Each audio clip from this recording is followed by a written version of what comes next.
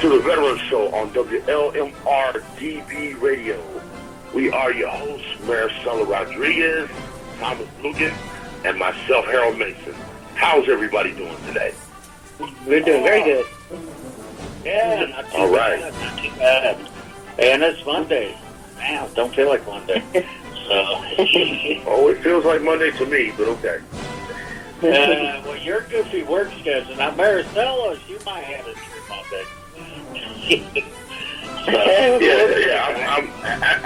I'm after working 3 12-hour shifts this weekend and being off today. I'm happy it's Monday. I'm one of the few people on this planet that's happy it's Monday. Now, Maricela, you went back to work today, right? Oh, I've been at work since last week. Last week I've been back. Yeah, last week I was at work after the strike and all. Yeah. So you worked the weekend too? No, the weekend no. I don't work in the weekend. Okay. Yeah, last Just weekend. the weekend though. Yeah, I'll get. Yeah, sometimes they do open the clinic on the weekends, but I don't work weekends. Oh hell no. Yeah, I used to be the old hell no weekend person, but job changed all that. That's yeah. I go work half my work week tomorrow morning from 8 to 12. So, and I work 4 hours tomorrow and 4 hours Thursday, and that's it. Since I decided to go back to work, if you want to call it that. So, actually, I like it. I don't even notice I'm working. I go in for 4 hours Tuesday, then skip a day, Thursday go in, and it's like, by the time Tuesday rolls back around, it felt like I've been off a week or 10 days. I said, I'm enjoying this. Yeah, so, and, but it works out. So, 8 hours a week, easy, it's extra $100 a week, so, and it breaks the monotony of my week. So, and actually tomorrow will be a busy day. I get off work, come home, I got a few things to do here that I got to take off at 3 and head to First Van Day, but Brownstown, Illinois for a VFW meeting. So, and it takes me a good hour. VFW code 9770, right? Yes, sir. So, in fact, I was just there. Yeah.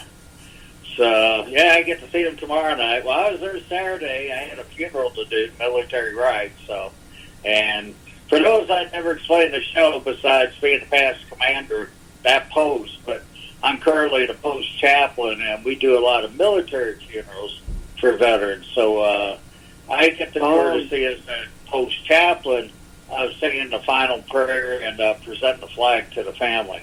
Easier said than done sometimes. So, right, and I can actually vouch for that. When I spent the weekend with Thomas, was it last weekend? Last weekend I spent with Thomas, and they needed an extra body on the rifle squad for the salute at a funeral, and he gave me the honor of being able to participate with his post to do that, and I appreciate that, and thank you.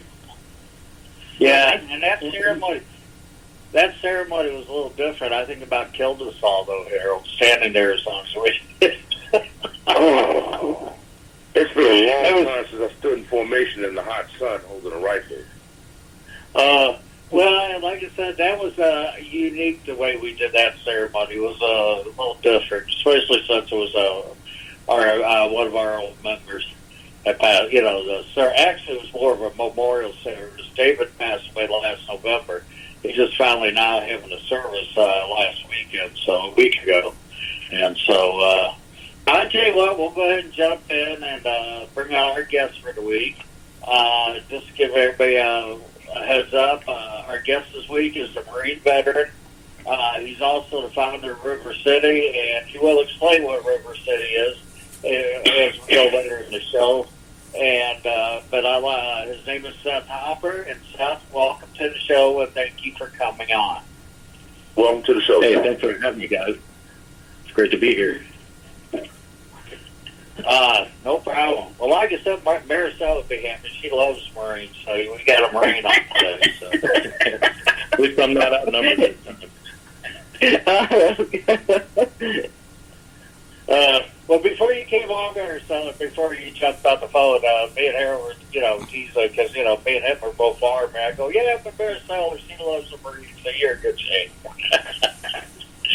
I'm going for Navy. Or same this.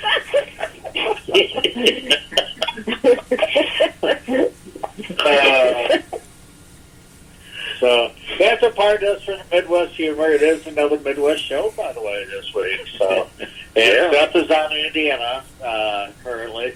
So last week, 2 weeks ago, our guest was Tom. We had an Illinois show, Seth. We had 2 of us from Madison County and 2 from Cook County. Nice. It's kind of how it works and where we get when we find guests or where the guests come from. But yeah, except he was there for us. That's all right. Yeah, I'll be nice.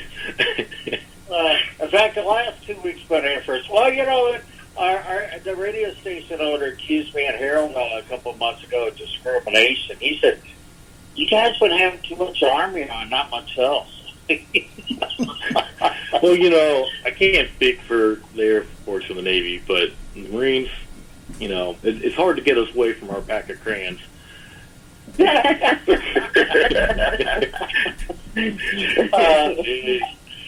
said, I know. Yeah.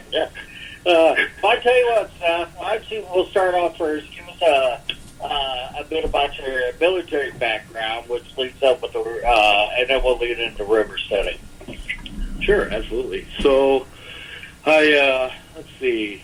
I enlisted in October of '99. I was actually in college down in Georgia, but the recruiting station I went to was in Tennessee. So they ended up putting me in. At the time, I had failed out of my first semester of college.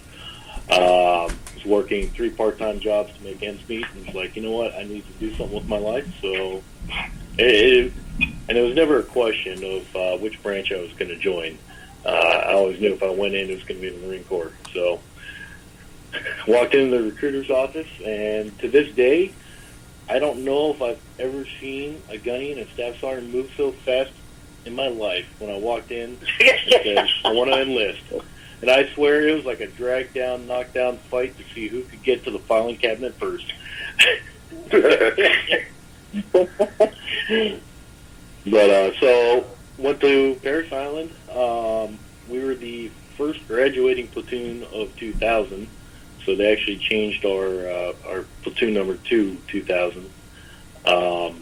Went from there, did all the normal stuff, MCT, Camp Geiger.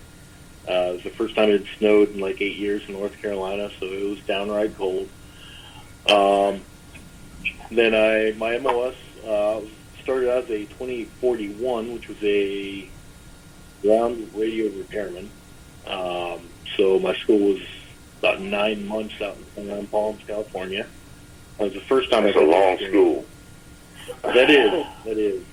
And that was the first time I got to experience the joys of the lovely 29 Palms, California. Mm-hmm. Hey, did you guys believe it? I worked real hard on that. 29 Palms was a lot more pleasant than Fort Irwin, which is too close to there. Luckily, I never had to experience that. There is a Marine base in Barstow called the Marine Corps Logistics Base. There is. I dodged that one for years, too. So then I went over to Okinawa. My first fleet unit was 7th Com Battalion, Camp Hansen, Okinawa. I won't get into a whole lot of that because, to be totally honest, I don't remember a whole lot of that. We'll just leave it at that. Those are my younger days. And that's fine. I understand. I think we all got tours like that. Go ahead. I'm sure we do. Came back from there, back to Camp Pendleton. Went to, at the time, I don't even know what it's called anymore. It changed unit names about a dozen times over the course of OIF and OEF. But when I first got there, it was Electronics Maintenance Company, 1st Maintenance Battalion. Was there for, it wasn't very long, and then I went to 13th MU in, so we deployed in 03. I think it was August of 03 is when we deployed. Did a quick little jaunt in Iraq. I was actually supposed to be going forward with the unit, and our jump-off base, which I can't remember what it is, what it was off the top of my head now. I ended up coming down with walking pneumonia. So we got there, and of course, when we hit the beach in Kuwait, it was about 120 degrees. Convoyed up to our jumping off point. We got there, I don't even remember, I know it was dark out when we got there. Walked into the tents, and the tents were, it was like a reefer tent practically, the way those ACs were kicking. So I think the tents were like 60 degrees maybe. Actually, they're probably closer to 50. Well, the problem was, of course, me being the communications tech, right before everyone's jumping off, that's when they're finding, hey, this doesn't work. So it was like a day or two, I was constantly in and out of the tent. I'd go into the tent, sit down, someone would come in, I'd go up, leave, come back. So it was that just constant, 110, 120, 50, 110, 120, 50. Yeah, you never got a chance to get climatized properly. No. So I ended up missing out on that one.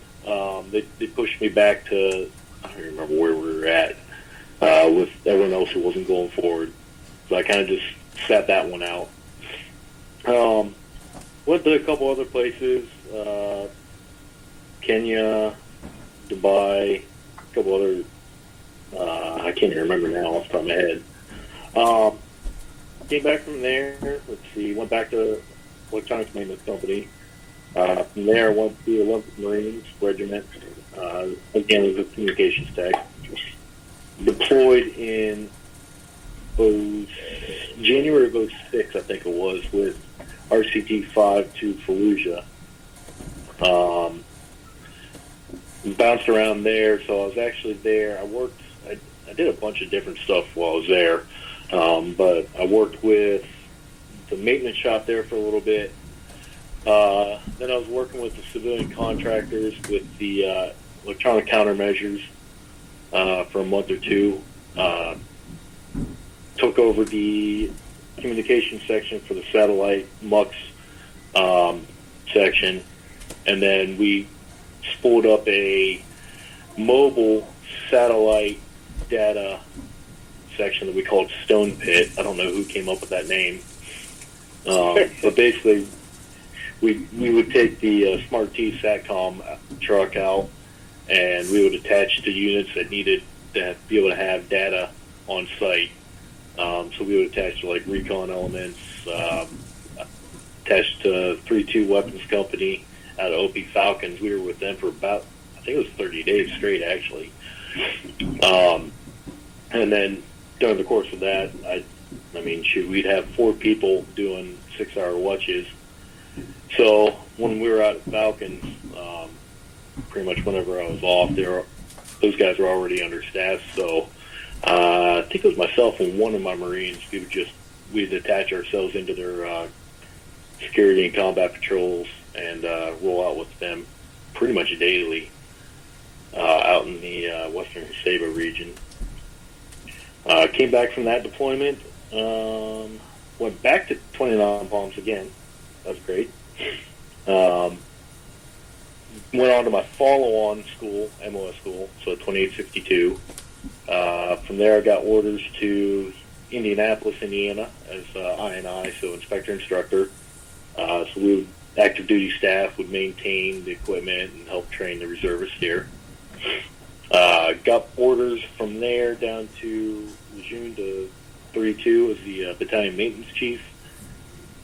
I think it was 6 months there, and I'd already torn 2 ligaments, my left ankle. And 3 surgeries later, they still couldn't get everything fixed.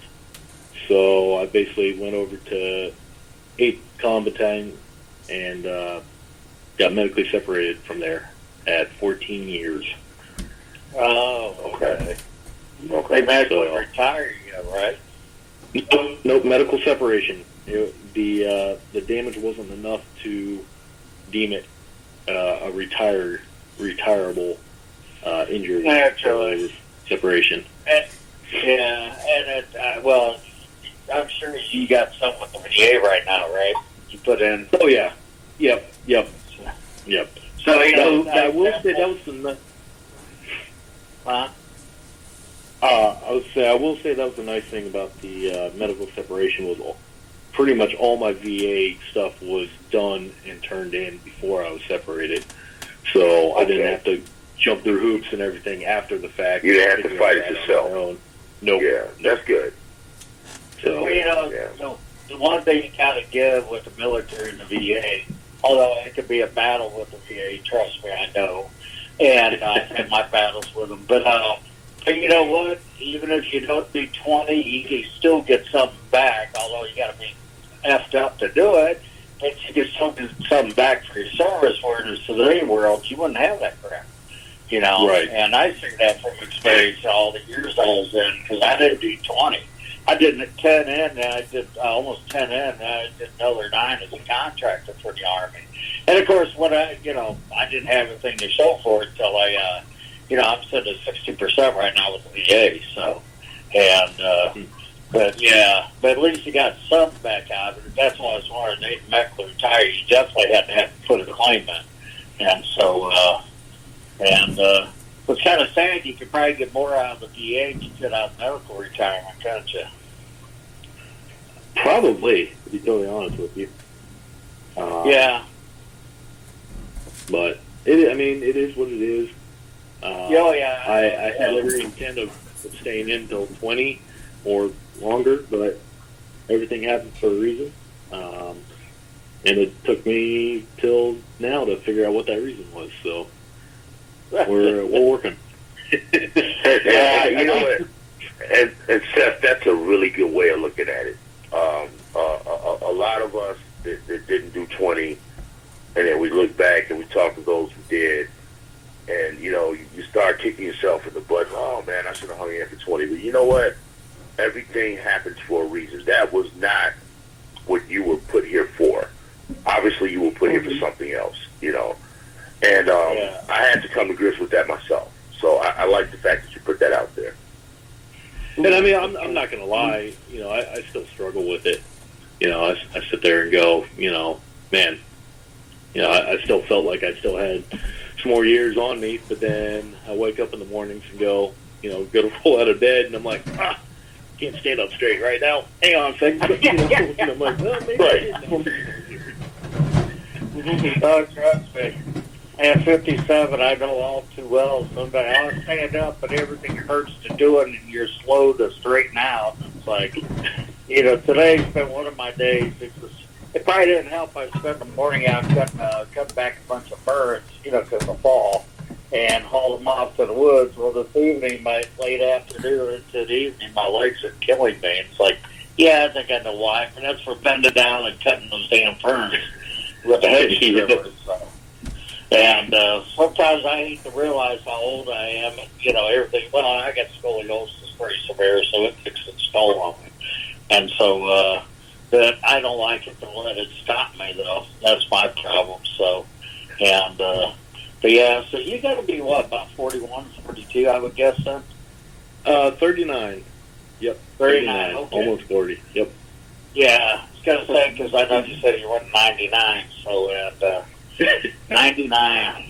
Okay. I was going to say 2000. I finally, after 18 years, pretty much being overseas with the military as a contractor, 2000, I just finally settled back in the States and got away from the military life. And it's hard to believe it's already been 20 years.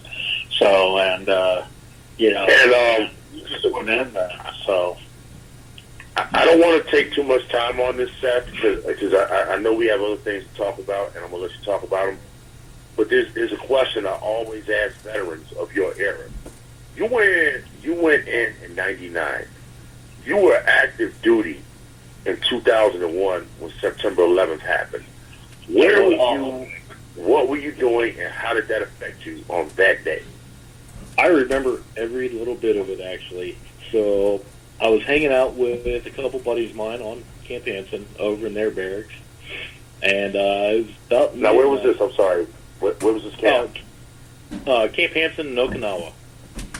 Okay, you in Okinawa. Thank you. Yep, still 7th Combat Battalion. I was hanging out with them. We were actually watching bull riding videos and talking about proper dismount techniques. Because I did used to ride bulls for a little while. And I remember because it was what they called Typhoon Condition 1 Echo, which I think was one of the most severe, or one of the more severe typhoon conditions that we had. So about 11 or 12 at night, I think, if the time zones match up. I know it was pretty late at night. And I was like, oh, I'm going to head back to my barracks. So I walk out the door, and I had to walk all the way across the camp. And I remember the wind was so strong and it was raining so hard that I would take one step forward, it would blow me back to the right and back 2 steps. And then I'd take another step forward. It took me what would normally be like a 5-10 minute walk. It took me about 30-45 minutes to get back across base. Just had my head down and just plowing. And I walk in, and everybody else in the unit's running around the duty desk. And everybody's got black Kevlar on. I'm kind of looking around, like, what's going on? Right. What the fuck? My buddy Casto from West Virginia, and I'm not sure if I'm even allowed to say this right now. Say what you want. I'll never forget his response. He was like, dude, what's going on? And he's just like, we're under attack. I'm like, yeah, shut up, dude. I'm like, what happened? Are you generators blow over or something? You know? He's like, no, we're under attack. I'm like, dude, you're lying. He's like, I will suck your dick if I'm lying. I'm like, whoa. Oh! I'm like, whoa, hold on a second. This ain't Gaston. Gaston doesn't say stuff like that. I'm like, I need to go see what's going on. So I remember running up to the third deck lounge and walked in, and I mean, it was packed. You know, everybody who wasn't down running around black Kevlar was in the lounge watching the news, and I think I walked in right as the second plane hit the second tower. Oh, okay. I still didn't know what was going on because I walked right in. You know, I'm like, what movie is this? And they're like, dude, this is the news. Yeah. And I was like, oh crap. Well, you know, I remember when the first plane hit, and everybody, I was, in fact, I just got over to Effingham. I was over there at stateside working on equipment, and I was talking to the lady, the customer, and we're talking, it's like, said, what the hell was, the pilot thinking to be that close to the World Trade Center? We didn't realize at the time it was intentional. We're just like, oh my God, what the hell was that pilot doing? Because, from what I understand, where the airport is, where the towers are, the plane should have never been that low near the towers. And but yeah, because Japan, by the way, you would have been probably 12, 13 hours ahead, because Korea is like 14 to 15 hours ahead. In Japan, you would have been about 12, 13 hours. So you weren't that much different than Korea from Okinawa. So, I'm saying that because you're talking about his late night. So, that's because you guys were 12 hours ahead in Japan. So, and 12, 13, somewhere there. Like I said, I know Korea, when daylight savings kicks in, it was 14 till daylight savings kicked in, then it was 15. And I see how you don't forget that when you spend 13 years total over there. So,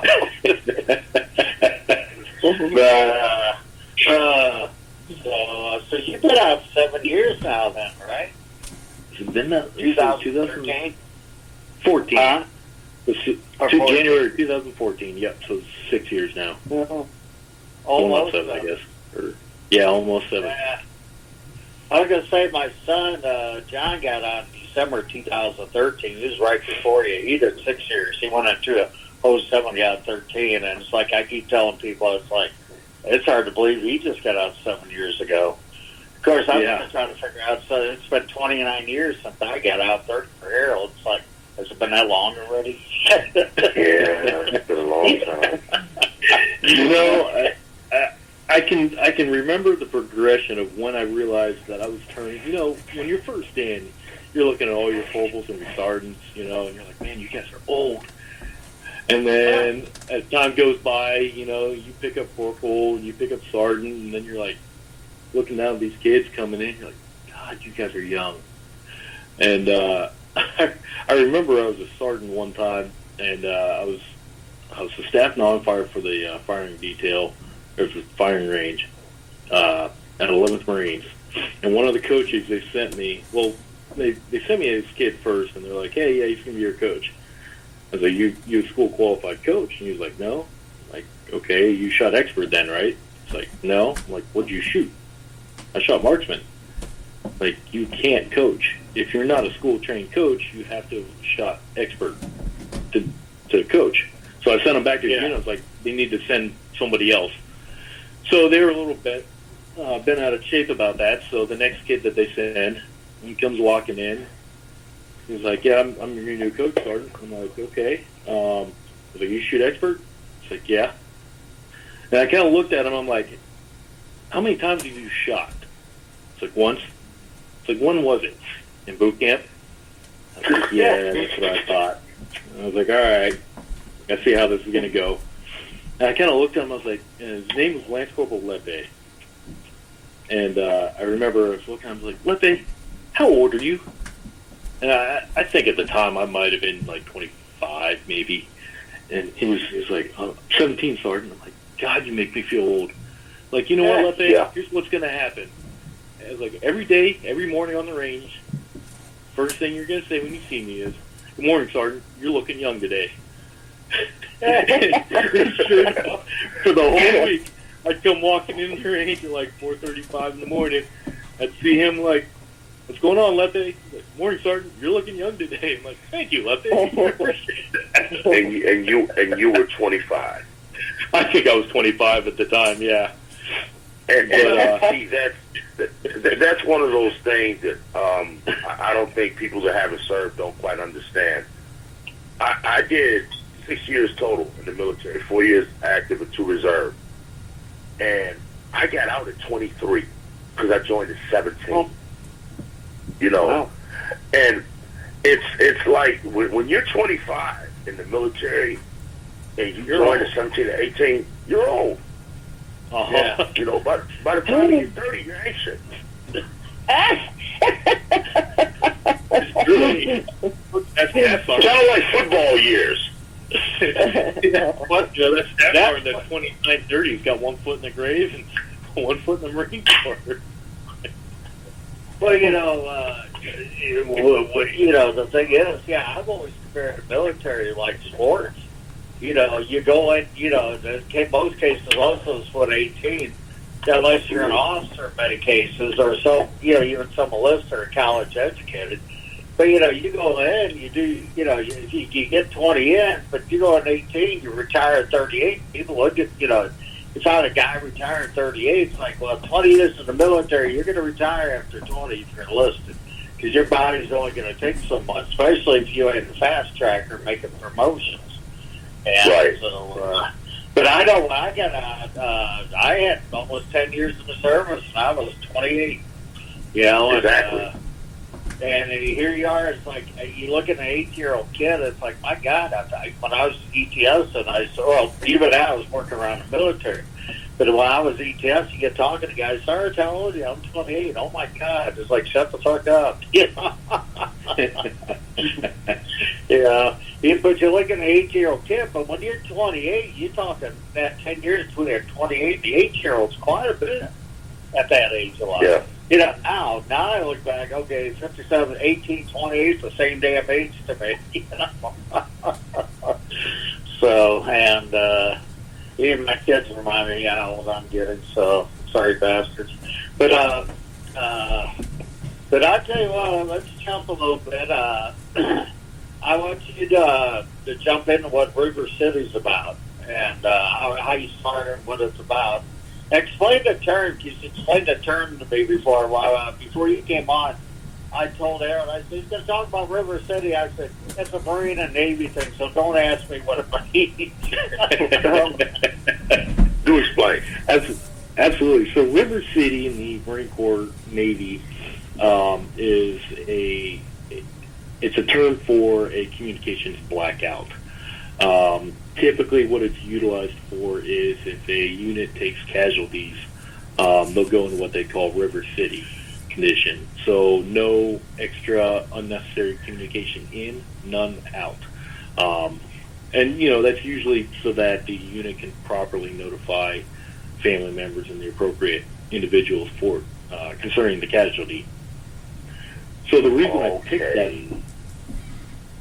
Yep. So the reason I picked that term was because for years,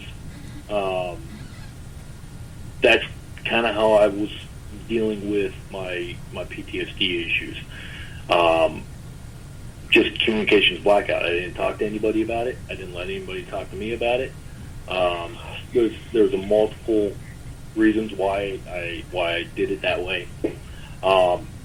And of course, as we all know, it's not a healthy way to deal with it. Right. And and just kind of backtrack real quick. So I didn't see any, straight up combat, extended periods of combat. I mean, we got pop shots, mortars, RPGs, shot at here and there occasionally, but I didn't have the constant, day in, day out combat. I did quite a bit of driving all over everything, so you're sitting there waiting to get blown up all the time. So that being said, that was kind of one of my reasons why I never reached out, because I looked at all the actual combat vets with the ones that have their combat action ribbons, the Purple Hearts, the physical wounds, and it's like, well, my PTSD doesn't matter compared to what those guys are going through. And I'm still just now coming to terms with the fact that everybody's experiences are unique to the individual. Right. And that nobody's experience matters more or less than anybody else's. And that's why I came up with the idea of River City. And so it got bad over the past couple of years, and another guy I've been talking to, he kind of put it in words that I just couldn't understand. It had boiled down to what he called the geometry program, or geometry problem. The geometry problem was, at what angle do I need to put the barrel of my gun to my head to make sure that I get the max effect when I pull that trigger? And that was a daily struggle for probably the better part of a year, at least. And that was when I wasn't talking to anybody. Nobody knew that I was dealing with it. Nobody knew what was going on. It was all me. I was like, I've just got to deal with it on my own. And it wasn't until I finally said something to somebody and was like, look, this is where I'm at, that I finally was able to start that healing process. I've discovered since that there's all sorts of organizations and whatnot out there that I never knew of, never heard of them. One of the biggest holdups for me in getting help was that I am a diehard Second Amendment supporter. I believe in the constitutional right to bear arms. Right. And for me, my fear was going to the wrong person and then deciding that for whatever reason, they thought that I was a danger. I'd lose my firearms I do have, which, by the way, I lost them all in a boating accident. And then, I'd never be able to own a firearm again. And I totally understand that. And that was one of the biggest things about it that held me back from getting help. Well, I'm going to cut you off for a second, if you don't mind, Seth. Well, guess what? They use PTSD for a way to not to let people buy firearms. But what really bugs me, there's numerous ways to kill yourself besides shooting yourself in the head. So it was like taking firearms. If someone's going to commit suicide, they're going to find a way to do it. Absolutely, they are. That is probably one of the easiest and quickest ways. Yeah, but you know what's? Go ahead. I'm sorry, I didn't mean to cut you off, but a whole hell of a lot of veterans feel that way. We're veterans. We like our firearms. We feel that we're properly trained to handle them, and we should be able to defend ourselves and our families, right? But we might have the mental issues of PTSD, depression, and so on, right? And we're so afraid, and I can attest to this, of admitting that we might need help because we don't want the police knocking at our door saying, you know what, you got to give up your FYD card and turn those firearms in. So I get where you're coming with this. Yep. Yeah. And see, I think that's what scares us, some of the guys, for the same reason as you.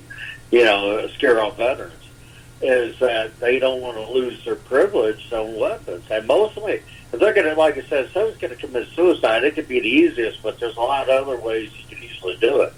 Hey, just go head on with a Mack truck. Right. You could have survived. Yeah.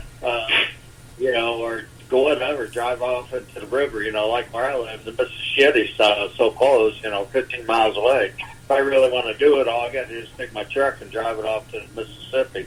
Well, I better use the car. My wife probably want to keep the truck. But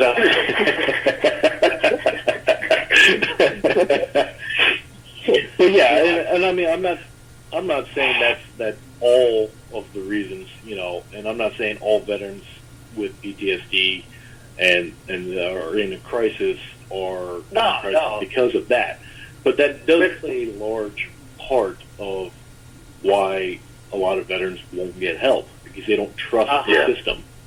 The narrative is wrong. And so with River City, and I'll be honest, when I founded River City, if you will. I use that loosely because right now River City is still more of a idea, and I'm still, working on figuring out how to actually build it into an effective organization. But it's going to be, so my goals with River City are to obviously support the veterans of all branches of service and all service areas by finding ways to reach out, connect with them, and connect them with help that is going to work. Holistic, mind, body, and soul. You cannot address one without the others. It does not work. Right. We need to edit the narrative that's out there. Typically what you see in Hollywood, in the news, in politics, is them talking about the 1%, the ones that lose it, go crazy, go on a shooting spree. Because let's be real here, that's what sells. Or that's what makes money. That's what makes headlines. They don't want to talk about the 99% of us that are just doing our thing every day, just silent, going to work, coming home, living our lives, doing, they don't care about that because that's not sensational. But that's the gross truth of the majority of us with PTSD is we just exist. So we need to change that narrative somehow. And then education. Obviously, we need to educate everybody, the civilian public, the government, and the medical field. And when I say educate, I look at it this way. This is the way I define it, is people talk about PTSD awareness. The problem is the vast majority of people that post up PTSD awareness aren't so much aware of the issue because they don't understand it. They don't have any idea of how to fix it or what's wrong with the way it's being addressed now.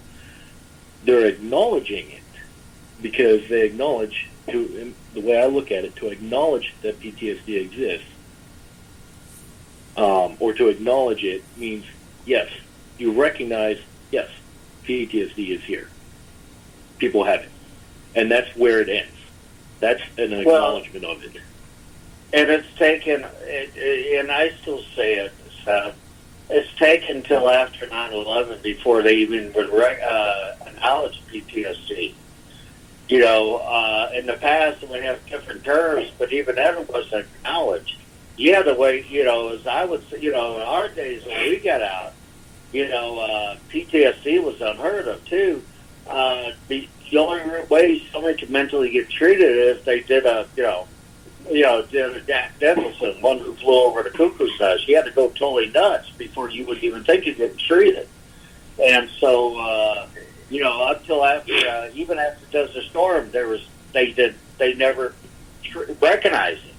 And it wasn't until after 9/11 when they finally started recognizing it. I say that in this case, your service actually started 2 years before 9/11. So, you know, you came at that end time where PTSD, what's that? You know, really at that point. Yeah, I mean, at that point, it was just suck it up and deal with it. You know, that's what we would tell each other. You know, especially you were in the same suck it up and deal with it era that me and Thomas served in. Yeah, you know, that's how it was. You know, that's how I was brought up. You have a problem, suck it up and deal with it. Shut up. Nobody wants to hear your problem. Just do what you're supposed to do. Exactly. And the problem with that is, or the problem that goes with it, how many guys I've known that drink themselves to death, drug overdose, and I'm talking going back, especially Vietnam era vets, a lot of my buddies that kill themselves, I call slow suicide. Well, and it goes back, you know, all the way to the first war. You know, we just didn't necessarily recognize both.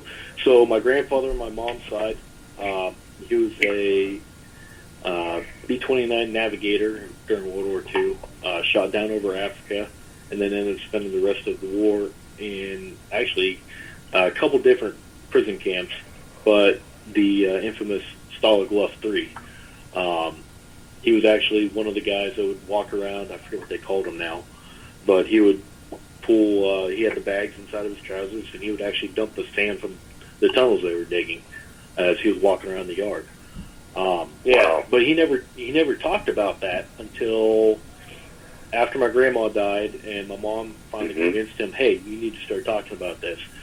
And from that point on, you know, it was different. He was going to the POW reunions. He was talking about his experiences, you know, and I think that was kind of his dealing, how he, you know, dealt with his PTSD issues. On the flip side, you had my grandfather on my dad's side, and I didn't find this out until a few years after he died, but he was actually a landing craft pilot during World War II in the Pacific. Oh, geez. Okay. A little faster over there. Constant landings, but go ahead. And the only thing I ever knew was he told us, I was in the Navy, and I was a landing craft pilot. And that was all he would ever talk about. That was it. Nothing else. He'd never give you any details, anything. But I tell you what, and my parents were really, really good about sheltering us from this when we were younger, but he drank a lot. I mean, he, you know, Jack and Coke by probably, you know, when we were on vacation, Jack and Coke, he was probably 3 or 4 into them, you know, by noon. And he would get mean when he was drinking. And I know him and my dad had always had issues growing up. And, it wasn't until recently that we kind of, talking with my mom and whatnot, we kind of started thinking about it and going, it was probably his way of dealing with his PTSD because he never talked about it. Yeah. Yeah. So, I mean, obviously that's World War II. I mean, we could go back ages and ages and hundreds of years, thousands of years, and it's all the same. It's just it hasn't been acknowledged until probably within the past 15 to 20 years now. Yeah, exactly. But that's the problem, is it's only being acknowledged for the most part as a whole. The military acknowledges it. They're like, yeah, we know we have a problem. But a lot of their overall reactions to it is almost more of a knee-jerk reaction. Going, okay, we're told we have to address this, so this is what we're doing. Well, when they started doing that, we would get back from deployment, and they'd give you a survey. Hey, fill this survey out. You have nightmares. You have this. You drink too much. Blah, blah, blah. You name it. Well, what's going to happen? So everybody's going to check mark no because, well, they just got back from a deployment, and they're not going to be that guy that's sitting in a barracks room waiting for a doc to clear them when everyone else is home to their families. Now, whether or not that happened, I don't know. But that was the mindset of everybody filling out those surveys. So obviously there's a problem. I can understand that. That's the general attitude. Excuse me, gentlemen. We have 10 minutes airtime. 10 minutes airtime. All right, thanks, Carly. So I'm looking at making it, taking it from an acknowledgement to an awareness, understanding there's a problem, and finding a practical solution for it. You can toss out all the great ideas you want, but if they're not going to work in the real world environment, they're not a practical solution. They're another problem. Yeah. Oh, I agree. And so, it's just, well, like I said, I think that's back to, it's only taken the last 15, 20 years, like we said, to acknowledge that PTSD is an issue. And, we all, like any other, we'll say, medical issue, a lot of times you ain't going to solve the situation or problem. You recognize it, but they got to learn how to deal with it. Society does, the schooling for the doctors, for your psychiatrists and psychologists. And so they're still way behind on it. Hell, I think psychology is still 200 years behind. They try to understand how the human mind works, but I don't think they still totally understand at times. Yeah. Right. And so there's I don't know. I just, we do not, still as a society, still do not understand how the human mind works. If we did, we would have stopped people like Hitler, Mussolini, and so forth a long time ago, and so forth. So, and just to put out the big names. So, I like your idea, what you're running with there, Steph. So, and I mean, we've talked about PTSD on the show before. Just for veterans, it is a big issue, more than civilians realize. I don't think civilians realize at times how bad. Besides what they hear in the news, or you hear, a guy committed suicide. As soon as I hear a veteran commit suicide, there's PTSD. Well, it could be anything, and there's some misdenominations going with that too. Because people hear, a veteran committed suicide, they assume this guy is 25. But they don't realize, and if you could go and research numbers, which I've done it with the VA, over 2/3 of suicides, and this is about 4 years ago, I did the research, but over 2/3 of the suicides at the time were guys who were 45 and older. And me and Harold have talked about this. A lot of your older vets have finally committed suicide because they finally reached to the point they've given up and trying to get any help or assistance because somebody wants to deal with it because they didn't recognize it for so long. And sometimes I think they look at, well, you're you're 60 now, you're a Vietnam vet or whatever the case scenario may be, and said, you don't need help. Well, just because they've been dealing with it for 40 freaking years doesn't mean they don't need help. Right. Or 50 years. And that's why I think what happens sometimes, they just, I don't know, I could be wrong, I think happens. But then again, as an older vet too, like me and Harold, we're both well in our 50s, we look at it as like we've been dealing with this long just, because we haven't had a choice. So you just keep trying to deal with it, and so... Right. The biggest thing is that people tend to forget that it's not just a mental issue. It's a whole, you've got the physiological responses, you've got, you have the spiritual responses. That's what I'm saying, mind, body, and soul. They're all combined. And you have to be able to find a way to reach each one of those in order to create true healing for PTSD. Yeah. And, so I'd love to real quick do a shout out because Robert Siraki Jr., I know you guys have had him on in the past. I had reached out to him early on just trying to make connections. He's who put me in touch with you guys. He's been great. And another former Marine, Drew Toothman. He's got his blog, mentalgrenade.com. Go ahead and check it out. And he's also, I talked to him extensively, and he's been a big help with me also. So, making those connections, reaching out, finding the organizations that are out there, and hopefully I can sit there and join those and start making a difference here soon. Very soon. Real quick, Right. The gentleman you mentioned, if they want to be on the show or you want to, invite them to the show, go ahead. Please do. We're always looking for more guests for the show. Just to let you know. Okay. Will do. So, in fact, that's what Robert did with you. Robert's the one that we have. Robert, he's the one that brought you.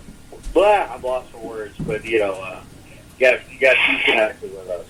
So, but the other thing to keep in mind too, as you go down the road and as you get River City really developed, anytime you want to come back to the show, Seth, just reach out to us. Say, hey, I'd like to come back to the show for whatever reason.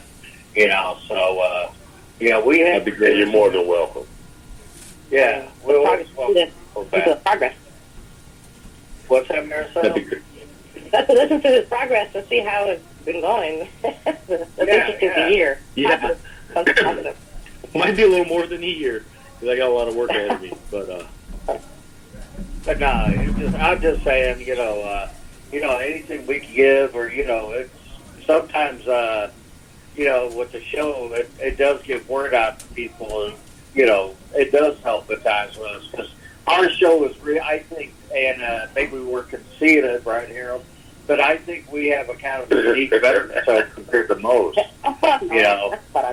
Oh, we get everybody. All branches, everybody. Branches there. Now, here's the question. Are you What's counting that? the Coast Guard or not? Here's the question. Are you counting the Coast Guard or not? No, we're counting the Coast Guard, and we need a Coast Guard. We need a Coast Guard veteran if you know anybody. We need one. Almost 4 years since I had the show with Syndicate, we've never had anybody in the Coast Guard. And it don't help when you got Army guys running, doing the show all this time. We don't really, but Coast Guard vets, especially being from the Midwest, it's like, who do we know Coast Guard, Right, we're not actually we're not exactly in the Coast Guard area, But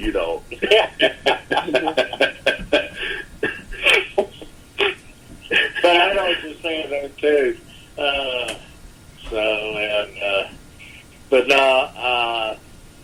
But yeah, no. Anybody, if you know anybody want to be on the show or want to recommend the show to, we're as you can see, we're very casual, very open, and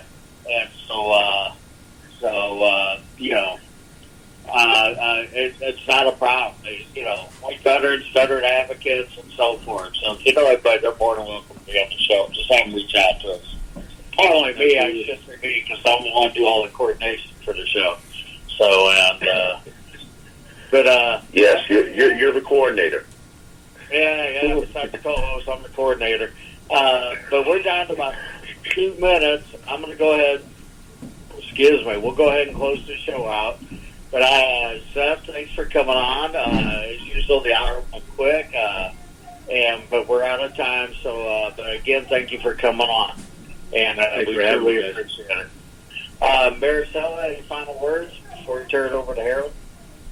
Oh, no, that's it. It's nice having you on the show. It was very informative, especially what you were saying about that mental grenade. Are there people? Yes, mental grenade. Oh, okay. All right. Thank you. Yeah, absolutely. Well, Harold? All right. First, I'd like to thank Seth, Marine Corps veteran, for coming on the show. I really enjoyed listening to you, and I really understand a lot of the things you're talking about on a personal level. Simplify, my brother. Simplify. I'd like to thank our listeners for listening to the Veteran Show on WLMR TV radio. We are the voice of the veterans. That's a wrap. Teach Back is an organization based out of Atlanta.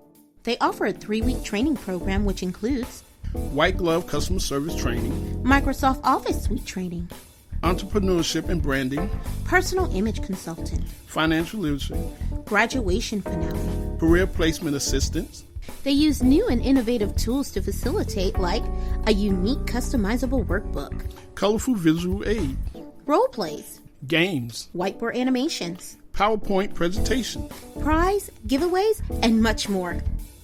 For more information, call 678-915-TBAK or 678-915-8225 or check out the website at www.teachback-care.org. That's www.teachback-care.org.